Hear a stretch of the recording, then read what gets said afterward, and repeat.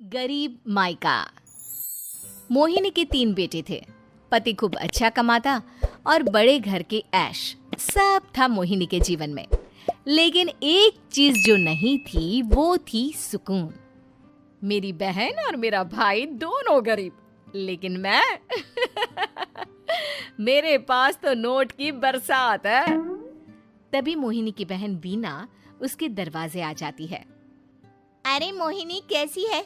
मेरे घर में ना सिलेंडर खत्म हो गया है। तेरे पास तो इतने पैसे हैं, भरवा देना मेरा सिलेंडर। पैसे जैसे ही आ जाएंगे मैं दे दूंगी। तभी मोहिनी का पति राकेश आ जाता है। क्या है बिना, ये अपने घर की परेशानी हम लोगों के घर ना गाया करो। तुम्हारी बहन को तुम लोगों पर तरस आ जाता है और वो पैसे देने लग जाती है। मुझे ये बिल्कुल पसंद नहीं है। ओ जीजा जी, नहीं, मैं तो वो बस अच्छा, मैं चलती हूँ। वीना वहां से चली जाती है। उसके जाने के बाद अच्छा किया जो आपने सुना दिया। अरे न जाने क्या सोचकर मेरे घर आ जाती है कि जैसे यहाँ तो भंडारा भरा है। अरे कितना तो दे दिया। अच्छा जी, जरा 1000 तो देना। वो बिन्नी दीदी है ना, उनके घर जा रही हूँ। उनका पोता हुआ है तो मुंह दिखाई दे दूंगी। हाँ, उन लोगों के आगे तो शो ऑफ किया करो।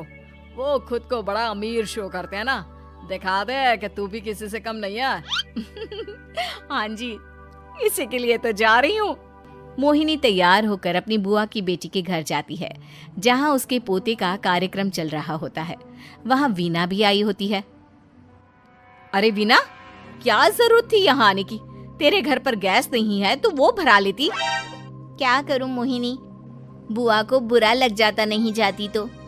वैसे मेरे पास एक जोड़ा बच्चे का कपड़ा रखा था, वही अपनी चांदी के पायल के साथ देने जा रही हूँ। घर पर गैस थी नहीं, सोचा परिवार यहीं खाना खा लेगा, बाकी सुबह का सुबह देखा जाएगा। मोहिनी को बहन पर दया आ जाती है। वो पर्स से 1000 रुपए निकाल कर दे देती है। ले बिना, लेकिन पैसे वापस कर देना, तेरे जीजाजी हिसाब लेते हैं। मोहिनी भी क्या करती, गरीबी में बहन का सहारा ही उसके जीवन जीने का आधार था। फिर एक रोज, सुनिए, भाई के घर बेटी हुई है, मुझे माँ के पास जाना होगा। अरे उस घर में ना कूलर है ना एसी, कैसे रहोगी तुम? हाँ, वही सोच रही हूँ कि अकेली जाऊं, बच्चों को साथ ना ले जाऊं। चली जाओ, लेकिन ये जो तुम अपने गरीब परिवार से मिलने चली जाती हो ना, मुझे बिल्कुल अच्छा नहीं लगता। पता नहीं मैं भी कैसे मैनेज करती हूँ, लेकिन क्या करूँ। मोहिनी भाई भाभी के घर आती है। मोहिनी, कैसे आना हुआ? तू यहाँ हम लोगों के घर रह लेगी या फिर किसी होटल में रहेगी? क्या हो गया है माँ, मोहिनी को क्यों ऐसे बोल रहे हैं आप? अरे तू नहीं जानती अपनी ननद को, पैसे वाली है ना, तो ऐड कुछ ज्यादा ही है। मोहिनी को माँ की बात का बुरा नहीं लगता है, क्योंकि उसे पता ही नहीं चलता कि माँ उसे जली कटी सुना रही है। वो भाभी की बच्ची के साथ लेन देन करती है और वहाँ से चली जाती है। उसके जाने के बाद, माँ, क्यों आप मोहिनी को इतनी सारी बातें सुनाती हो? भाई का बेटा बोल पड़ता है। माँ, क्योंकि दादी जानती है कि बुआ के अंदर घमंड है। सही बोल रहा है मोहन, बहू भले तुझे ना दिखता हो, लेकिन मुझे और मोहन को दिखता है कि वो कितनी घमंडी है। मोहिनी मायके आती है, जहाँ गरीबी के कारण चीजें कम होती हैं। इस मोहन के बच्चे को काम पर लगा दो ना, किसी दुकान या किसी होटल में। बर्तन धो लिया करेगा, कम से कम 4 पैसे और आएंगे घर में। देख मोहिनी, माना तेरे पास पैसा है, लेकिन तेरे भाई के दिन इतने भी बुरे नहीं चल रहे कि वो अपने बच्चे की पढ़ाई रुकवा कर उससे बर्तन धुलवाए। मोहन माँ की ओर देखता है, जैसे आंखों से बोल रहा हो, देख लिया बुआ का हाल। हाँ मोहिनी, बात तो सही है, लेकिन अभी मोहन को पढ़ना है। आखिर तुम भी तो अपने दोनों बेटों को पढ़ा रही हो ना। मेरे बेटों से कैसे कंपेयर कर सकती हैं आप? अरे वो तो कलेक्टर बनेंगे। हाँ, कल को वो मोहन को नौकरी में रख लेंगे, क्यों? मोहिनी कुछ दिन और रहकर चली जाती है। धीरे धीरे दिन बीतता है मोहन बड़ा होता है और कड़ी मेहनत से सफल भी हो जाता है। मोहिनी, माँ के जाने के बाद तो तुमने भाई भाभी के घर जाना छोड़ ही दिया, क्यों? वो क्या है ना, उन लोगों का घर छोटा है, मेरे बच्चे जाना ही नहीं चाहते। पर तुझे क्यों अचानक मायके की बात याद आ गई? यार, मेरा तो मायका है, भाई भाभी है, मेरा तो आना जाना लगा ही रहता है। हाँ, क्योंकि तुझे आदत है ना ऐसे छोटे से घर में और कम पैसे में रहने की। वैसे क्या खबर है आजकल मायके की अपने? अब वो घर छोटा और कम पैसे का नहीं रहा, क्योंकि मोहन तो बहुत बड़ा आदमी बन गया है।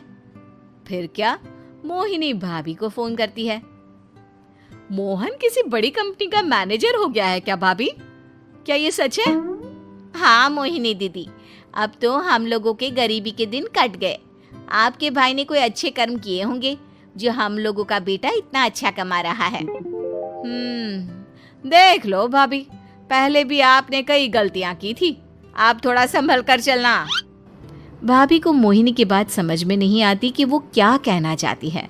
फिर एक दिन वीना मोहिनी से कहती है, मोहिनी, हमारा भतीजा मोहन अच्छा कमा रहा है, क्यों ना मैं अपने बेटे की नौकरी के लिए उससे बात करूं। अरे बुआ का बेटा है, ये सोचकर मदद तो करेगा ना। हाँ हाँ, क्यों नहीं करेगा, उसके बुरे दिन में तो हम भी खड़े थे। मोहन को वीना फोन करती है और अपने बेटे की मदद करने की बात करती है। हाँ हाँ बुआ, क्यों नहीं, आप सिद्धार्थ को भेज दें, मैं अपनी ही कंपनी में उसकी नौकरी करवा देता हूँ। दिन बीतते हैं, अब वीना के हालात भी अच्छे हो जाते हैं। क्या बात है वीना, तूने भी कार ले ली, वो भी इतनी अच्छी? हाँ मोहिनी, अपने भतीजे के कारण तो हम लोगों के दिन अच्छे हो गए। उसने सिद्धार्थ की नौकरी लगवा दी है, वो भी शानदार। ठीक है, लेकिन पैसे ख्याल से खर्च करना। वो क्या है ना, पैसे आने आसान है लेकिन संभालने मुश्किल। मोहिनी घर पर अपने पति से बात करती है। देखो ना, सबके पास पैसे हैं, एक वक्त था जब मैं ही अमीर हुआ करती थी।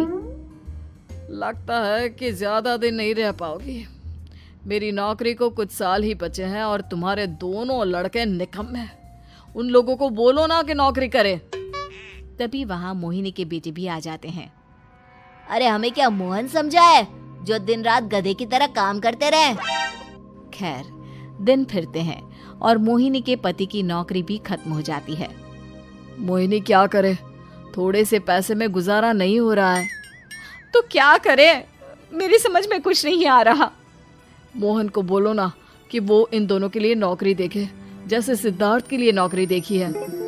मोहिनी क्या कहती, उसे अपने वो दिन याद आ जाते हैं जब उसने भाभी से मोहन को नौकर बनने की सलाह दी थी।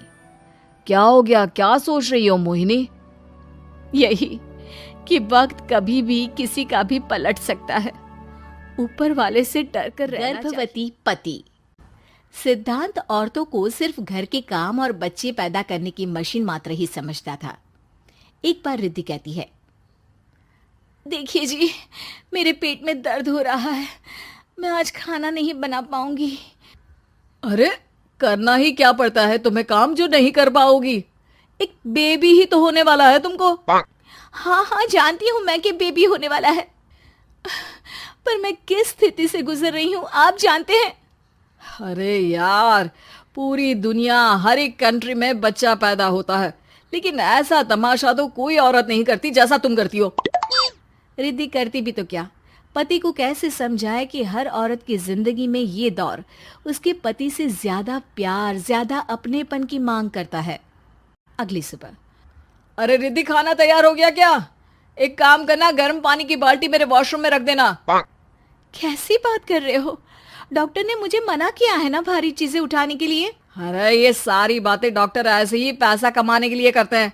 मेरी माँ तो पूरे खेत की जुताई करती थी जब मैं होने वाला था, अब देखो कितना मजबूत पैदा हुआ हूं मैं। रिद्धि को अब इन बातों की आदत हो जाती है और वो पति के कहने पर बाल्टी उठा तो लेती है, लेकिन दोपहर तक। माँ, मेरे पेट में दर्द हो रहा है। बेटा, कोई भारी चीज तो नहीं उठाई थी ना? हाँ माँ, मैंने गर्म पानी की बाल्टी उठाई थी। माँ को रिद्धि की इस बात पर गुस्सा आ जाता है और वो उसको बहुत सुनाती है। अरे बेटा, इतनी अकल तो जानवर को भी होती है, कि गर्भावस्था के बीच क्या करना चाहिए और क्या नहीं। लेकिन रिद्धि कहती भी तो क्या। शाम को जब सिद्धांत घर आता है तो वो उसे लेकर डॉक्टर के पास जाता है। आज की रात आप लोगों को यहीं अस्पताल में रुकना पड़ेगा, सुबह तक ही अब हम लोग कंडीशन ठीक कर पाएंगे। बस फिर क्या था, रात के अस्पताल में सिद्धांत सो तो जाता है लेकिन पूरी तरह नहीं, सपने में। अरे डॉक्टर साहब, आपने मुझे अस्पताल में क्यों रोका आज? तुम प्रेग्नेंट हो और तुम्हें बच्चा होने वाला है, लेकिन आज तुम्हारे पेट में दर्द है ना, इसलिए। सिद्धांत को सोते सोते ही फील होता है कि उसके अंदर कोई अंश है जो जी रहा है। अरे ये पेट में गुदगुदी क्यों लग रही है? तभी वहां रिद्धि आ जाती है। अरे यार, क्या सारा दिन ही करते रहते हो? ऑफिस जाओ, काम करो। अरे यार, मैं बस में सफर नहीं कर सकता। झटके लगते हैं तो डर लगता है कि कहीं बच्चा। बच्चा? क्या बच्चा? अरे जब मैं मेरी माँ के पेट में थी ना, तब वो ऊंची ऊंची पहाड़ी में पानी भर कर ले जाती थी। देखो कितनी स्ट्रांग हूँ मैं आज। पति को रिद्धि की बात पर गुस्सा आता है और वो सीधा अपने पिता को फोन करता है। देखिए ना पिताजी, एक तो पेट में बच्चा, ऊपर से बीवी कोई केयर ही नहीं करती, ना ही ख्याल रखती है, ऊपर से ज्यादा काम बता देती है। अरे बेटा, इन महिलाओं को बच्चा पैदा करना पड़े ना, तब पता चले कि कैसे खुद के अंदर एक जीव को पालना मुश्किल होता है। अगर अपने बाप से फुर्सत मिल गई हो तो ऊपर छत पर मेरे कपड़े सूख रहे हैं, ले आइए।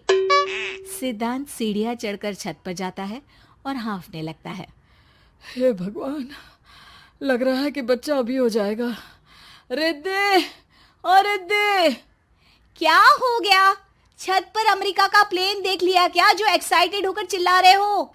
रिद्धि, मुझे दर्द हो रहा है पेट में, मुझे सीढ़ियां चढ़ने को मत बोला करो। अरे यार, नाटक शुरू इनका। जब देखो तब बहाना।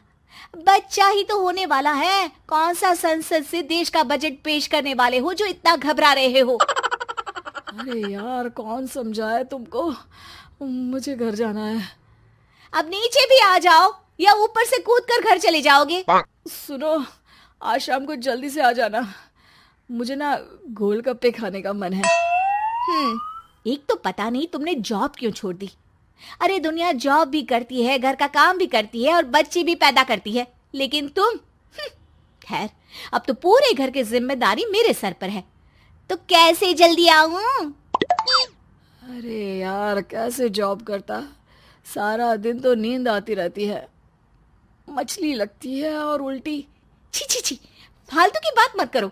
अरे खुद को पेट में 10 किलो का पत्थर बांध कर काम करना पड़े ना, तब पता चलेगा। अरे यार, तुम तो ज्यादा ही इमोशनल हो जाते हो। दुनिया भर में सबके बच्चे पैदा होते हैं, लेकिन नखरे तो तुम ऐसे कर रहे हो जैसे दुनिया के एकमात्र इंसान हो जो बच्चा पैदा कर रहा है। सिद्धांत को वो सारे पेन, वो सारी परेशानियां होती है जो एक गर्भवती महिला महसूस करती है। एक दिन पड़ोस का आदमी, अरे भगवान का शुक्र मनाओ कि बच्चा नॉर्मल हो गया। साइंस के अनुसार एक बच्चे को पैदा करने का दर्द उतना ही होता है जितना हड्डी के टूटने का। हे भगवान, मैं ये दर्द कैसे सहूंगा, मुझे तो छोटी सी चोट से भी डर लगता है। तभी वहां रिद्धि आ जाती है। अरे कैसी बात कर रहे हो? तभी तो कह रही हूँ, खूब शारीरिक काम करो, तभी तो जाकर बच्चा पैदा करने में आसानी होगी। और इसीलिए तो कहती रहती हूँ कि मेरे नहाने के पानी की बाल्टी को वॉशरूम में रख दिया करो। सिद्धांत बेचारा करता भी तो क्या, जब बीवी समझने को राजी ही नहीं। सिद्धांत पानी की बाल्टी उठाकर जैसे ही वॉशरूम में रखता है, उसके पेट में दर्द होने लगता है। हे भगवान, मर गया रे, मेरे पेट में दर्द हो रहा है। भगवान, मेरा बच्चा तो ठीक है ना? सिद्धांत रोने लगता है कि तभी वहां नर्स आ जाती है। ए, रो क्यों रहे हो? तुम्हारा बच्चा ठीक है? भला कोई आदमी प्रेगनेंसी में अपनी बीवी से बाल्टी उठवाता है क्या? सिद्धांत की नींद खुलती है तो पता चलता है कि वो तो सपना ही था। वो भागकर रिद्धि के कमरे में जाता है। रिद्धि, रिद्धि, मुझे माफ कर दे। पति होने के नाते मेरा कर्तव्य था कि मैं तुम्हारा और अपने बच्चे का ख्याल रखूं। घर चलो, अब मैं आज से तुम्हारा पूरा ध्यान रखूंगा। मैं समझ चुका हूं कि बच्चा पैदा करना बच्चों का खेल उम्मीद नहीं। करता हूँ आप लोग को वीडियो अच्छा लगा है। ऐसा और वीडियो देखने के लिए चैनल को सब्सक्राइब करो और लाइक कमेंट शेयर करना नहीं भूलना। नीचे का जो लाल बटन है उसको जल्दी से ग्रे कलर करो, क्योंकि आपका एक सब्सक्राइबर मेरे को मोटिवेशन करता है ऐसा वीडियो बनाने के लिए। Thank you.